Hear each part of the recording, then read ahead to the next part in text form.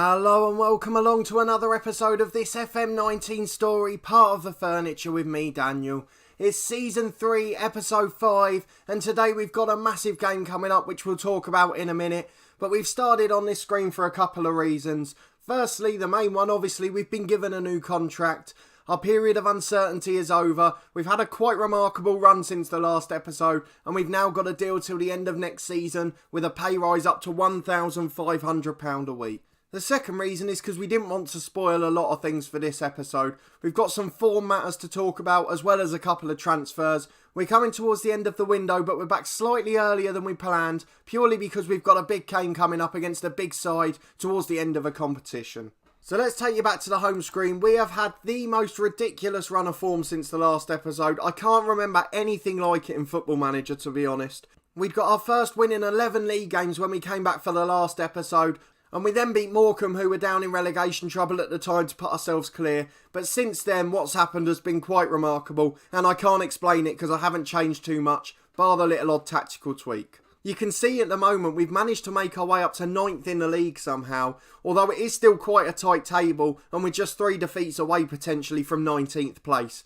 So it could all change very quickly, just as it has this time. Obviously, we mentioned one of the key things of the last episode was the fact that Nelson ended his goal drought, and that seems to have put him back on a hot streak. He's scoring goals galore and he's got us moving up the table. He's been an influential man, and today you can see we come up against Arsenal under 23's, but it's still Arsenal, managed by Freddie Ljungberg of all people, in the Checkatrade Trophy quarter-final.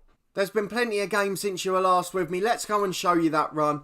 You were with me for that Morecambe game after we lost the FA Cup tie to Portsmouth, and remarkably we haven't lost a game since. I know I keep saying the word remarkable, but I can't think of another word that explains it. It's just absolutely ridiculous. Normally when I've had a poor start to a season, it's been a long old slog. But this one, we've just had a sudden run of form. It's been absolutely crazy, and Andrew Nelson's been a key part of it. We played Watford in a Checkatrade Trophy in the following game. Michael Kennedy with a late penalty to win it 1-0 for us. It took us through against a side that had a lot of talent in the team. They had a striker on 40,000 a week up front and Ricardo Pereira on the left playing just off him.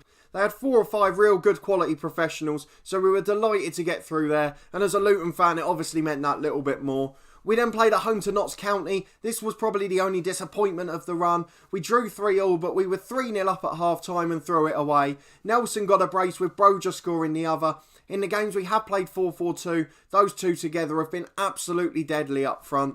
We then beat Stevenage 2-1 at home. Broja with a goal again, and this time Aaron Davis scoring from a set piece, where we've started to become quite proficient again. Before we went away to Swindon and won 3-1, they got a late consolation, but we were already 3 up at that point. Nelson Freeman and Johnny Byrne with the goals that time, and we finished off December 2 days later with a 1-0 win away to Newport, Broja getting the goal there. At the time, Swindon were topped by about 15 points when we beat them, and Newport were up in the playoffs. You can look at Swindon now. They're up in first place on 67 points. They're still 11 clear, and despite being 9th, we're closer to the bottom of the table than we are to them. So that was probably the best performance of the lot. It was one of those games where they looked really complacent. I remember United having the odd game under Sir Alex Ferguson where they'd lose at home to like Norwich and things like that, just 3 or 4-0 out of the blue, and that was one of those. So I didn't read too much into it at the time, but the fact the form's continued is absolutely brilliant. We then played at home to Shrewsbury at the start of January. We won 2-1 with Phillips and Freeman getting the goals. Phillips being a new signing that we'll talk about in a moment, and there's a very good reason we brought him in too. We played Blackpool next, we won 4-3, a bit of a crazy game. We went 2-0 up and then 3-2 down, but then still won it 4-3. Broja and Nelson causing chaos up front again, and Brad Walker with a goal from midfield too. Before we went away to Newport in the Checkatrade Trophy, we were definitely heading out at the hour mark, but Dan Butler got sent off for a ridiculous tackle. We managed to get the equaliser and then win it on penalties after some heroics from Billy O'Brien, our sub-keeper. We then played away to Carlisle, another really good performance. We were firmly back to our 4-4-2 by then, full of confidence and attacking with intent. Andrew Nelson with the brace late on to win us the game there. And then last time out we drew 1-1 with Wickham. An own goal put us ahead before an equaliser early in the second half. And we did well to hang on actually because we didn't play particularly well in that one. So the unbeaten run in the league is absolutely ridiculous now. What have we got there? 2 in November, another 5 in December and another 4 since. So 11 games unbeaten. We've won 8 of those and you can see exactly why we've flown up the table. But that run started with 4 games against teams at the bottom end of the table, and although we've played some of the better teams since, we had some confidence going into that. I just fear if we get a tricky spell again, we could start to float down the league quite quickly. However, there are a couple of negatives. If we move on to the transfers, you can see we've got those couple planned for the end of the season. Darren Bent looks like he's on his way out to Doncaster, but 35 grand for a really poor scout isn't bad. We're umming and ahhing about Ellis Harrison, just depends on a couple of other things happening before the end of the window. But if we go and look at our history, there have been a few players in and out. So we're going to look at the ins first, because they're the ones we want to focus on, they're our future. Firstly, we've got Adam Phillips, who we mentioned scored on his debut. A fantastic deep-lying playmaker, 23 years of age, 3-star ability, 4-star potential, experience at Northampton and a little bit at Cambridge too. He's played in the Football League, he's training quite well, and he's an adequate replacement for the man we've lost, who we'll mention in a moment. Next along the list is just a couple of loanees. So we've got Jack Diamond from Sunderland, purely because we've been rotating and playing a 4-5-1 occasionally. We needed someone who could play in that attacking left midfield role. Obviously our usual first pick, Tom Walker's a natural left midfielder and not particularly good on the wing. So even though he's an inside forward, he does work for us in that regard. Although unfortunately we have lost our holding midfielder, which means we can't really play the 4-5-1 now. The other loanee we got in was Josh Grant from Stoke. Again, we lost a player in defence. He can cover right back and he's natural at centre and left back as well. Just the perfect sort of player when you just need a backup for every position. He's versatile and he'll do a job for us in the odd occasions he's called upon. And he'll certainly get games in the Checkatrade Trophy. The final one was a £2,000 transfer, a third choice goalkeeper in Stuart Moore, mainly for his fairly professional personality. He can play sweeper keeper as well. He's not a player I'm particularly fond of in real life, because if we scroll down a bit, he had this loan spell at Luton at the end of the 16-17 season. He ended up playing in the playoff semi-final because our goalkeeper at the time, Matt Macey, got recalled by Arsenal, and he pretty much cost us the semi-final, with an absolute howler when we were on course to go through. So I'm not his biggest fan, but I can't deny that he's a decent third choice keeper, and for £450 a week he'll certainly do a job. At the age of 26 we could have him here for a while. But we have lost a few as well. We'd loaned Bobson Balling out, I think that was just about in the last episode.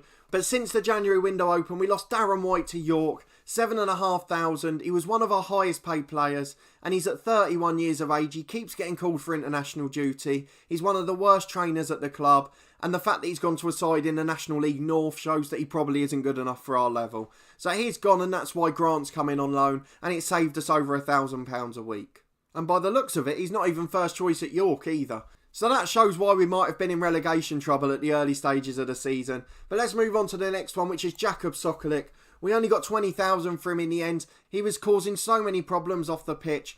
He was involved in every single complaint from the dressing room, ruining dynamics, and we just had to get him out. We took the biggest fee of the 3 clubs that came in for him, and hopefully he'll do okay there because he was great for us in the first 2 seasons, but his attitude this year's just come out of the blue and really annoyed me, to be honest. The final one is the one we didn't want to lose. It's Rowan McDonald. I did say, if you remember in Season 3 Episode 1, that he was going to be this season's Reece Williams, and he has proven to be, but only in the sense that we've lost him halfway through the year. So we got his release clause, $375,000. We tried to get him on a new contract for 2 or 3 months before and he wouldn't take it. So I had no real options, my hands were tied. He's gone to Swansea. It's good money for the club and I'll show you what we've been able to do with it in a minute. But as our holding midfielder, he was really starting to make that role his own. And if we go to his history, you can see, although his rating wasn't great, he did a really solid job for us. And at the age of 18 or 19, he's going to be an absolute superstar. So it's a shame we haven't got a sell on for him. However, the money from that transfer has allowed us to make a couple of requests to the board. We've managed to get a youth recruitment and we've managed to get youth coaching in place. We'll just scroll down and see if we can find the messages. It was only a few days ago. There we go. It's not great by any means, but it means we will start to get youth intakes, which moving forward for this club is such a fantastic thing. And as part of our new contract, we agreed that we try and develop players in the club. Our finances still look good. We can see we've lost about $150,000 in the last few days, where I presume they pumped some money into that youth recruitment. But we've still got plenty to spend in our transfer and wage budget if we need them. Although, as I mentioned, we're still trying to stay up and keep as much of the money in-house as possible, so we can develop these facilities behind the scenes. It's a one-club challenge and we want this club to be as strong as possible off the field so we can start to produce youth talent and build a club we can be proud of in the future. As we mentioned at the start of this save, we are going to be realistic and it does mean we have to be a selling club at times. Obviously that one wasn't my choice, but in the future we will still consider good offers for players. One thing we have been able to do is get almost every other release clause off. So we've agreed new contracts with the likes of Nelson, Freeman, Byrne and Davis, most of them on 3-year deals. It's got rid of their release clauses and means that we can dictate how much money we get for them, which is a nice luxury to have. So plenty of action off the pitch. Our young team's growing in confidence and developing well. We've still got weaknesses in a few areas, but now we know we're going to be safe this season. We don't need to worry about those too much, and we can just give the lads a chance to prove themselves. The only one we want to let go potentially is Jack Payne. He's just coming back from injury now, so it might be a deadline day special with him. The only problem is he's our highest paid player, and I don't know if clubs will be willing to take him. Though having said that, he's only on a couple of £100 more than Darren White, and he's gone to the National League North. So let's get into this game against Arsenal. I know it's the under-23's, but come on, it's still Arsenal. We're playing one of the biggest sides in England. They're favourites for the game. I'm sure they've got some cracking players playing in that reserve team. Whereas we've rotated heavily as we normally do for this competition, but it's worked so far. We've got Billy O'Brien in goal after his penalty heroics in the last round. Williams and Grant are the fullbacks with Platt and Davis in the middle. Losing Sokolic means we've only got 3 centre-halves, so first choice Davis has to play. We've got Byrne on the bench to rotate if needed. Kawomya and Molineux are on the wings with Phillips and Walker in the middle. Foy and Kennedy are the combination up front. Foy still hasn't scored a goal, but in his defence he's barely played a game since. I think he's just made the 3 sub-appearances in the league and then a couple of others in the cup. I know he's had 5 in the Checkatrade Trophy, but he's always been the supporting striker, allowing Kennedy to go and get the goals. So let's get into the game, and fingers crossed we can pull off another shock in this competition. I know I'm not the biggest fan of it, as Arsenal are playing a 4-4-2 as well. It's still a great competition for us to win, and we'll build the club cabinet beautifully. It's something that will be a real big stepping stone for us in our development at the club.